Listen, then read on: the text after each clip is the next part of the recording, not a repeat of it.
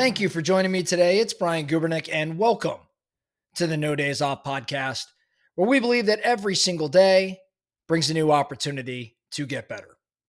Just yesterday, I aired an interview with Mark Hodulich. Mark is the CEO of 29029, an amazing business person, has some great partners, built an extraordinary family, extraordinary relationships, and extraordinary reputation. The guy is just world class in so many ways. And I loved interviewing him. And I want to encourage you to go back to yesterday's episode and listen to that interview, all 56, 57 minutes of it, because it was just solid gold, in my opinion. The next few days, we're going to spend some time breaking down different parts of that interview. We're going to extract certain things that Mark shared about his world, what he believes in, his upbringing, his relationships, his business building and partnerships.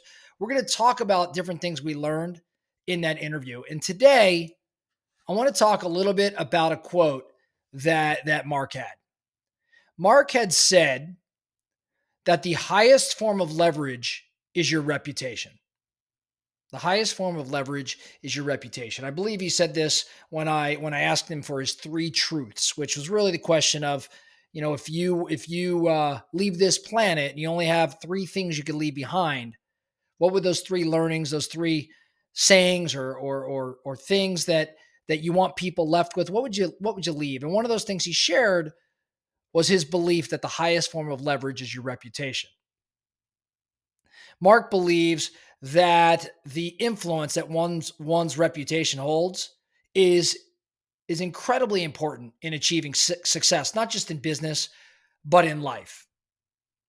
And when he said this quote, it really resonated with me. Because I think in business, leverage comes in so many different forms. We think about leverage in terms of capital or in terms of technology or networks. But the highest form of leverage isn't something you buy or you build, if you believe in what Mark's saying here. It's something that you actually earn. And that's your reputation. We can all earn this sort of thing. We may not have the capacity or the capital to invest in the other forms of leverage that I described, but we all can build a solid reputation. So the question I've been really kind of thinking around is, if that's true, then what's the ROI of a great reputation? And how can that reputation be your biggest advantage? The concept of your greatest leverage being your reputation is just an important one. So, what does reputation mean in business? Let's kind of back up a little bit. When I think about reputation in business, if I were to define reputation in business, I think about a few different things. Number one, I think about trust.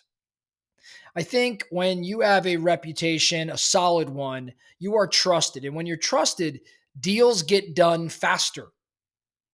When you trust somebody and they trust you, when you have a reputation of trust, the underwriting, the due diligence, if you will, it gets done much faster than if you had no reputation, or even worse, a bad reputation. Bad reputation may not even get to the part of negotiation where you look to even get something done.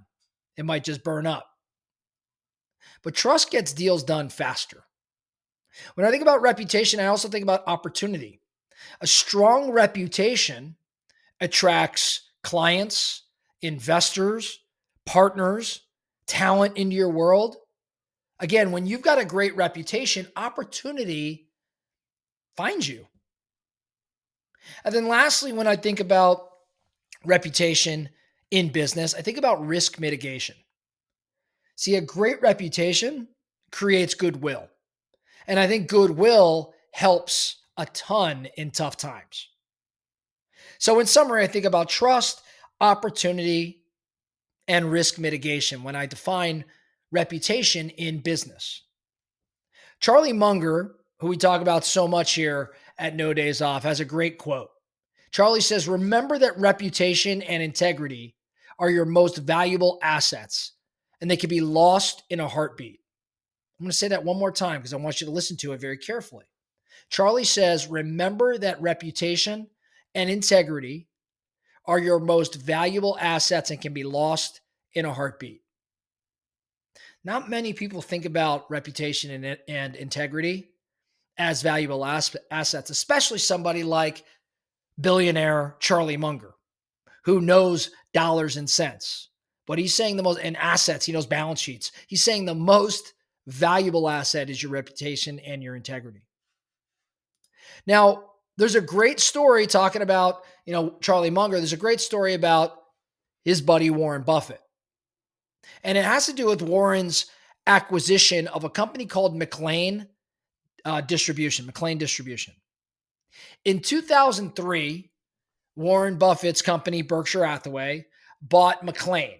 McLane was a division of Walmart. It was a company that was more or less the middleman between supplier and consumer. He bought this company called McLane in what Warren described as a one-day deal with no due diligence. They literally met for 2 hours and within a month closed on the transaction. Berkshire Hathaway bought McLane.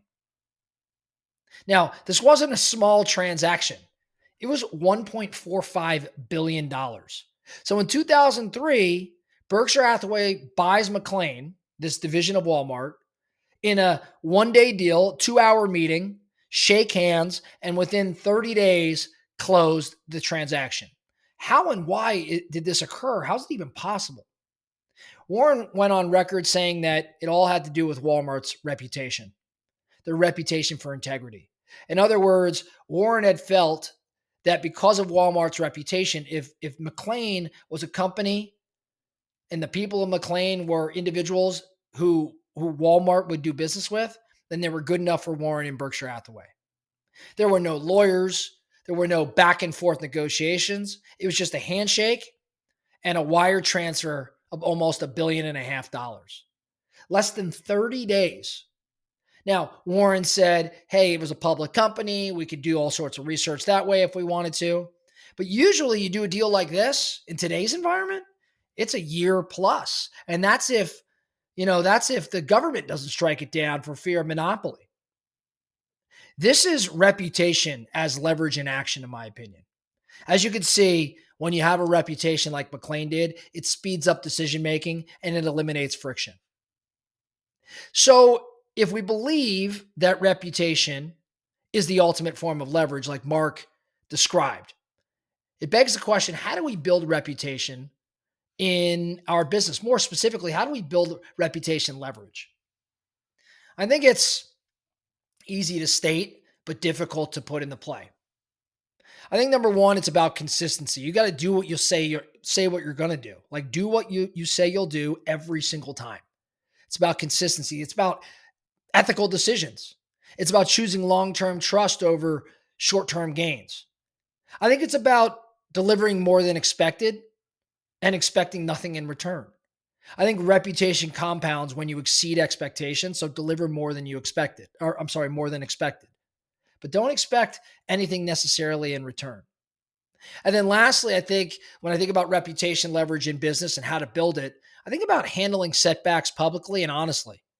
I think mistakes won't ruin you. How you handle them can potentially ruin you. So handle setbacks honestly and publicly. So in closing, I think your reputation, just as Mark said, is arguably your greatest asset. I think in business, you can borrow money, you could outsource work, you could buy software, but no one can lend you a great reputation. You have to build it yourself. And once you have it, it's the ultimate form of leverage. So the question for you today, or the challenge, I should say, is to take a moment today to ask yourself, what's one thing I can do to strengthen my reputation in business and strengthen my reputation outside of the office? Again, take a moment today and ask, what's the one thing I can do to strengthen my reputation in my business?